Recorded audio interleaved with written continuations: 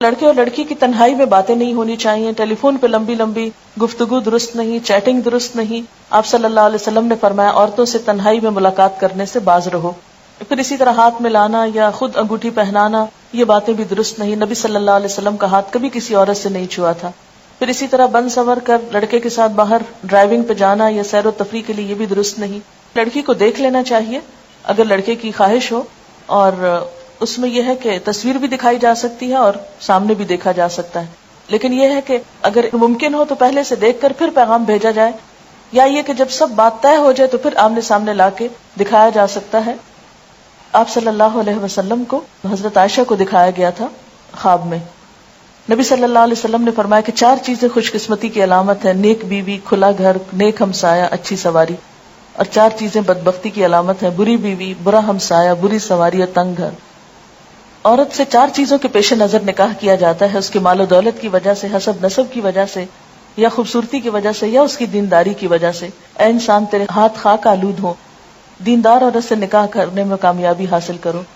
ہمیں سوچنا چاہیے کہ آخر اللہ کے رسول صلی اللہ علیہ وسلم نے دینداری ہی کو کیوں دیکھا اور کیوں معیار بنایا.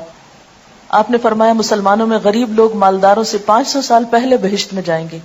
آپ نے فرمایا ہر امت کے لیے ایک فتنہ ہوتا ہے، میری امت کا فتنہ مال ہے. پھر یہ کہ اچھے ساتھی کے لیے دعا بھی کرنی چاہیے، استخارہ کرنا چاہیے، چھان بین یا معلومات لینی چاہیے. اور اگر پہلے سے معلوم ہو اخلاق اور کردار کا تو مزید تجسس اور پیچھا نہیں کرنا چاہیے، کیونکہ کوئی بھی انسان فرشتہ نہیں ہوتا. دنیا میں فرشتوں کی تلاش محال ہے. اور اچھے ساتھی کے لیے جو دعائیں ہیں اس میں ایک تو یہ قرآنی دعا ہے، اور دوسری حضرت موسیٰ علیہ السلام کی رب انی لما انزلت الی من خیر فقیر. پھر استخارہ ہے، اور استخارہ سے کوئی غیب کی خبریں نہیں پتہ چلتی. استخارہ جو ہے وہ اللہ تعالیٰ سے ایک مشورہ ہے کہ اللہ تعالیٰ اگر یہ کام اچھا ہے تو ہمارے لیے آسان کر دے، اور اگر اچھا نہیں تو ہم سے پھیر دے.